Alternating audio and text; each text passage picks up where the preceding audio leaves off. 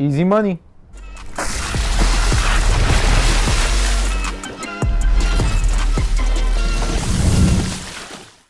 What's up guys, Vinny here with Sneaker Tweaker and welcome back to another video. Today we have the performance review on the Nike KD15. Now I know the Nike KD16 is already out. We're working on the performance review for that. There's just so many shoes and I don't have enough legs. So you guys are gonna have to excuse the delay, but it is what it is. KD15s are one that I've played in. I ranked them last year in my basketball shoes of the year. However, I never actually released a full-length performance review on these. Now, this is a full-length performance review, and I gotta say, starting from probably the KD12, they've just been a solid performer year in and year out. And as for the looks, this was probably my favorite one until the KD16 release. I mean, this still might be my favorite one from the KD12 and later. I like the low top cut and really pretty much most other things in this shoe. But as always, let's start it off with the traction. Now, the traction on the KD15 is a multi-directional traction pattern. It's somewhat reminiscent to the Kobe 9s or the PG5s and those guys, or the Hyperdunk 2017. It's not, I wouldn't say it's Kobe 9 level, but the traction on these was pretty solid. I had to do very little wiping when it came to dusty courts. Whatever I did have to wipe was super easy. Now this was a translucent outsole, so I mean I do have solid rubber outsoles of this model. I just really haven't had the time to play in them. However, for the most part, what I would say is my experience has been the translucent outsole rubbers do tend to collect dust a little bit more than the solid rubber outsoles. However, it was still really easy to wipe. Therefore, I really didn't have any issues with it or anything like that. On top of that, if you guys do like a squeaky shoe or a squeaky traction and you like that feedback, that's going to be available with the shoe as well.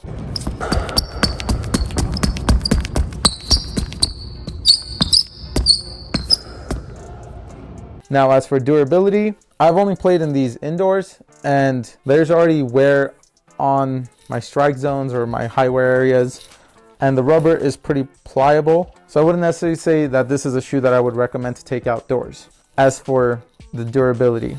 But if you're going to, then the traction should still perform really well. I'm performed really well indoors. As for like asphalt or whatever floor, sports tile, whatever you're playing on, it should still perform pretty well.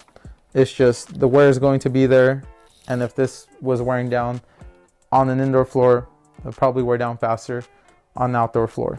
On top of that, on the outsole, you do have these holes that are going through it. It started doing that in the, I think one of the shoes that they started doing that in first with Nike or Jordan brand was the Why Not 0.2s. They went to the SE models, which later on added this because the outsole was ripping apart. With this, it started giving the outsole more give. So whenever you do kind of bend the shoes and everything, it's not coming apart or anything like that. That, I believe, is the reason behind this.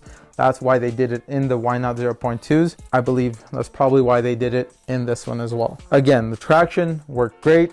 It was an amazing traction pattern. Dust, it did collect some, but it's not a huge issue. Quick wipe and it's gone. And you do get that feedback. Now for the cushion, the KD15s feature a full-length Zoom Strobel with a Cushlon carrier. Pretty much the same cushion setup that was in the KD14. I wouldn't say that this is as plush as the KD14. However, you still get great impact protection. You do get great responsiveness. I mean, that Zoom Strobel, you really can't go wrong with it. Every iteration I've played in with the Zoom Strobel has been amazing. You get a nice little bit of feedback, but you also get great impact protection, and you do get a nice low to the ground feel. Like I said, this isn't going to be as plush as the KD14. That thing felt like a marshmallow. I absolutely loved it. However, you do get the impact protection you need, and you do get a nice bit of bounce from the cushion in itself. Zoom Strobel, I believe they've pretty much implemented in the KD line from, I think, from the 12. Yeah, from the 12, the 13s had it, the 14s and the 15s. They stepped away from it in the 16s. This is pretty much the last version of the KD15s that they've had Zoom Strobel, and I absolutely loved it. So if you can still get your hands on a pair of KD15s, I think most places they're on sale. And if you like that Zoom Strobel setup, go for it. Hey, they're discounted and they're great shoes. Now for the fit is true to size. Some people do end up going up half a size, I decided to go true to size. Gotta tell you, probably the first few days, I felt like I regretted it because of how much it was squeezing my midfoot and just my forefoot. It's a very, very snug fit. However, once you give it enough time and once it breaks in, it feels super nice. Now, a lot of people I've also heard complain about heel slippage on the KD15s. I did have it a little bit whenever I first was playing in them, but once it broke in, it wasn't squeezing my feet anymore. That's a huge part, but that heel slip for me pretty much disappeared. Like I said, I would go true to size if you are wanting to size up. A lot of people already had heel slip issues with these, and if you do size up, it might make it even worse. It might be something that if you can, I think they probably should still have these in stores. Some stores, just depending on like Foot Lockers or whatever, leftover inventory, try them on, or you could always just order them online for a lower cost. But again, keep in mind the sizing could be kind of funky with these. As for the materials and support, they are using textile again on the KD15s. It pretty much goes all the way around, particularly more so from the midfoot to the forefoot. You do also have the fuse overlays on the toe cap, and then you do have these TPU pieces or these plastic pieces going from pretty much the heel to the lateral side of the midfoot and also the medial side of the midfoot. And that's just there for extra support to keep your foot in place. And you do also have, I guess I would say this is a heel counter. It feels, I guess, kind of like neoprene, or yeah, it's pretty much like neoprene as far as the heel counter. For the support and everything, it works great. But as for just lockdown and everything in the heel, there really isn't too much. Your foot, the way it's shaped, seems like it should just suction in, but like I said, a lot of people have had heel slip issues that they've mentioned in videos or in comments or wherever, so keep that in mind. You do also have this heel tab, so I mean, for me, I like heel tabs because it helps me put my shoe on a lot faster. However, it's not like a necessity or anything like that. You do also have this TPU shank plate on the outsole for torsional support, so for making sure the shoes don't bend or anything. That's super supportive. And you do also have this TPU piece on the midsole just to stabilize that Cushlon midsole. Overall, for the materials, it works really well. The tongue in itself is, I would say, decently puffy. It's not anything crazy, but it does a good job of relieving lace pressure. Now, the tongue in itself is reminiscent of the Nike Torch system, and that basically allows breathability in the shoe. They're pretty much perforated throughout from the midfoot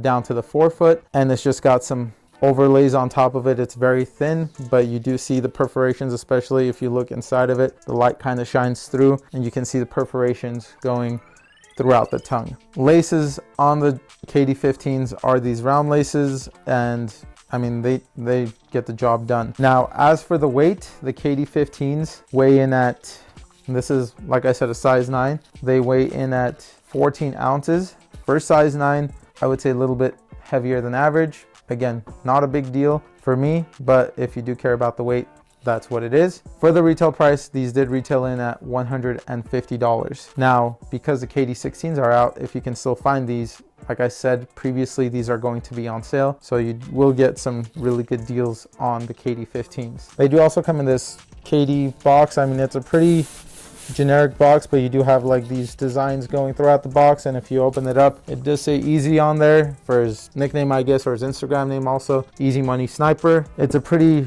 generic box, but I would say it's a little bit more designed than his previous boxes. His previous boxes were a lot more basic than this. This one at least has some design element to it. Overall, these were really solid shoes. I actually really enjoyed playing in them. Once broken in, just that break-in process was a pain in the ass. If you guys have played in the KD15s, let us know your experience down below. If there are any other shoes you guys would like us to review, again, comment down below. For more content like this, please like, subscribe, and follow. We'll see you guys in the next one.